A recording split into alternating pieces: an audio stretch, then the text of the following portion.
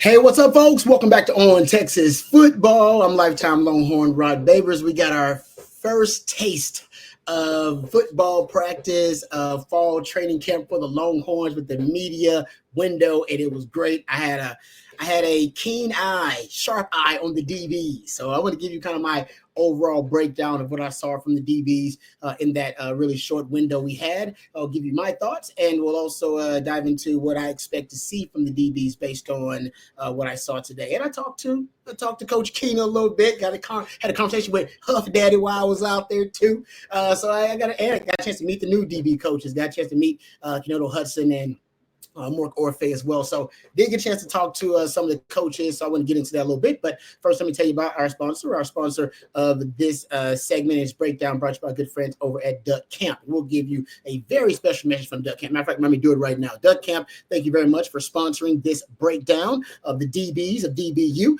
Welcome back to the On Texas Football family. Duck Camp coming back just in time for football season. Duck Camp gear is made for the people that live for the moments out there where there are fish to catch, birds to hunt, and time to kill, and plenty of football to watch. They like doing all that stuff, so they built a company around that very principle, based in Austin and dedicated to giving people best-in-class hunting and fishing apparel. Duck Camp gear has been tested from the backcountry of Alaska to the dove fields of Texas, also ready to keep you cool and comfortable on those scorching hot summer days. And yes, today was one of those scorching hot days in Texas. It will stand up to the toughest conditions, but also happily sit down beside a fire and drink a few cold ones if that's more your speed. That's certainly more my speed. Some of their featured items right now include the new sun protection shirts that keep you cool and dry and comfy, available in camo and solid colorways, and their iconic game series hats that feel as timeless as the hats found in your grandpa's garage. Be sure to check out their new mallard hat and the pointer hat at Duck Camp, and they have it in the clay colorway. And I'll just tell you this, the clay colorway, I have a lot of Duck Camp gear in that clay colorway. It's as close as you can get to burnt orange without getting, sued and the cease and desist from it. A lot of people, when I wear my Duck Camp gear and I wear it in that clay colorway, they say, "Hey, is that's some new cool Longhorn gear you got?" Actually, not Longhorn gear. It's Duck Camp gear, and so you can get some Longhorn love with your Duck Camp gear. Just go to duckcamp.com. You can shop hunting gear at duckcamp.com. Pretty much all of their gear right now being featured for their fall series. So go check it out right now. They got some great stuff there. I'm expecting some new gear from Duck Camp to get me ready for football season as well. So that's duckcamp.com. All right, let's talk about the DBs really quickly, guys. Let's get right to it. Okay, so first of all, I'll just talk about my initial observation. The length and the size of these DBs, they're just bigger. They're just a bigger breed of DB. You can tell. There's a great, I think it's Hugh Freeze who said recently when they were starting training camp that length and girth go a long way in the SEC. He was talking about in all positions, right? On the line of scrimmage and wide receiver DB. But I think that applies to Texas DBs, man. The safeties are as big as I've ever seen Texas safeties. I've never seen Texas safeties look this big, and the corners are long, and it makes sense, right? We start breaking down the dimensions of these guys. I mean, you got Xavier Phillips-Sami is 6'1", hell, Zealous Hicks is 6'2", Cade Phillips is 6 foot, but man, it's a long 6 foot. Jonah Williams out there. Both of those guys were kind of partial participants in practice. He's 6'3". Kobe Black 6'2". Jelani McDonald 6'2". Derek Williams is right around 6'2". I mean, they're just big. They're just a bigger breed of safety and DB. I think it's the first thing you notice. And the second thing you notice out there, it's a little bit different than my time, and it's relatively new for Sark because last year was the first year they got an actual Nichols coach, the individual coaching and attention to detail for the DBs. It's no wonder Sark believed that they took a step last year when they had a separate coach for cornerbacks, for Nichols, and for safeties. Because, guys, I'm telling you, they were getting into detailed hand placement on different reps. It was very clinical, even about you're defending the upfield shoulder on certain routes. When do you decide to cut underneath from the upfield shoulder? The looking lean on the sideline. There was one rep where Malik Muhammad did a great job of defending a deep ball on Ryan Wingo. Had him pinned, had him nicely pinned. But Ryan Wingo had a little bit more on of the sideline to work with. It was an overthrown deep pass, and Malik Muhammad had a really good coverage. But then I seen the coach come in and say, hey, you see how much room he's got left on that sideline. If that quarterback puts the ball in the right spot, then he's got a lot of room on that sideline to work with, even though you had him pinned. So you want to make sure that you pin him up against the sideline.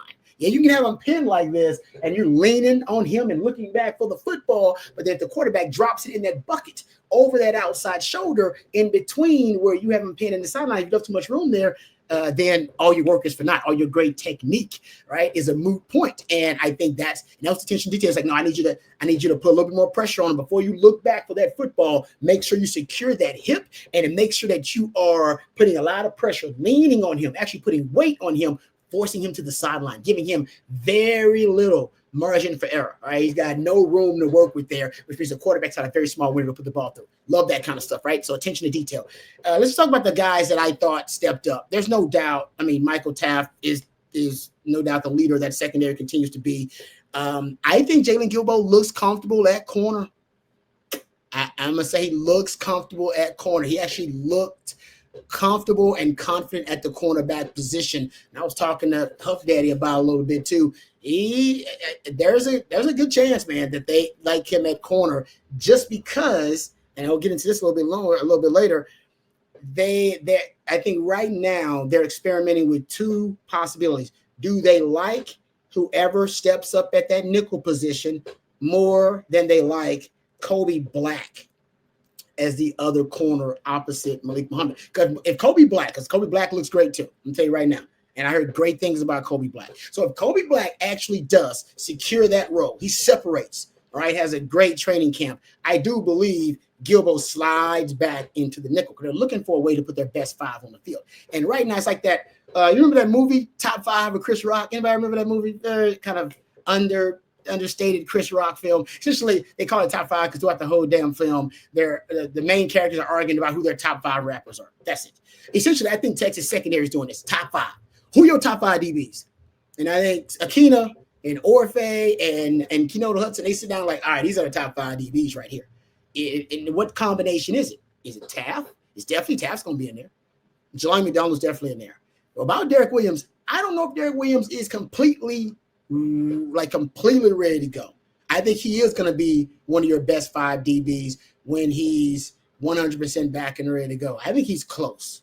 I don't know if it's right now, but I think he is close. But I think Jelani McDonald right now, and considering the way he closed the season last year and Taft were among that group, Malik Muhammad is finally, last year, guys, his technique suffered. Now, he did not have a bad season. He did not have a bad season, but he was in the same secondary with the DB that had the best season out of any DB in college football. Andrew Makuba had his best year ever and also one of the best seasons for any DB. Michael Taft had an All-American season at DB. Right? So really, he didn't have a bad season, but was it one of the best seasons for a college football defensive back like 3 of the other teammates he shared the secondary with? No, it was not. So I just think he got outshined, and Longhorn fans, the standard was so high. By the way, the standard is the standard. All right. So the DBs broke the huddle today. Standard is the standard, damn it. It's the standard is the standard. There ain't no excuse for not living up to it, especially with this kind of talent you got in the secondary.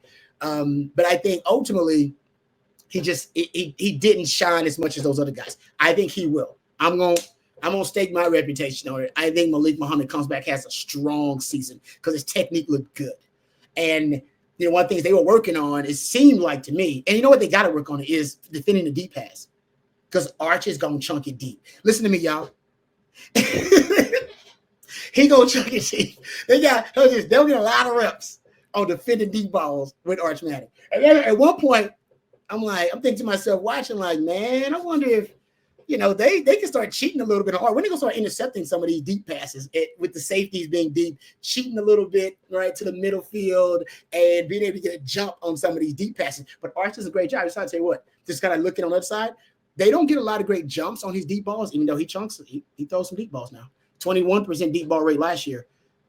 He does a great job with his eyes as a young quarterback. Now, say young, he's been there a while, but as a quarterback that hasn't had a lot of starting experience, the eyes are mature. He's He's looking defenders off, and he's going through progressions. So usually with young quarterbacks, easy to get a jump on track in the football because their eyes are staring down targets a lot of the times. That's not the case with Arch. But getting back to the DBs, I do think overall the question will come down to, because I think right now Gilbo looks great at the corner. It'll come down to ultimately, who do you trust more? Whoever steps up at the nickel, or is it Kobe Black? Now, I think right now you got a luxury because there's a young man, Grayson Littleton. And folks, I'm telling you, now you've heard me mention Taft, Jelani McDonald. These guys have earned trust of the coaches. Malik Muhammad earned the trust of the coaches, right? Jalen Gilbo earned the trust of the coaches. This young man, Grayson Littleton, is getting some run. Even snaps, it looked like, with the first team out there at that nickel position, at that star position. Guys, I don't think people realize, first of all, I've said before, if you can play nickel at Texas, that star position, it's a Sunday skill set. You go back and look at the lineage of the nickel position since Rob B played it. Man, most 80% of those guys end up playing in the league. If you can play nickel, I think it's tougher to play in corner. That's why I think Jalen Gilbo is probably going to shine at corner. I think nickel is tougher, in my opinion, to play. And so I can see why he's comfortable and confident at corner and balling there, because he's probably like, oh, this is easy money.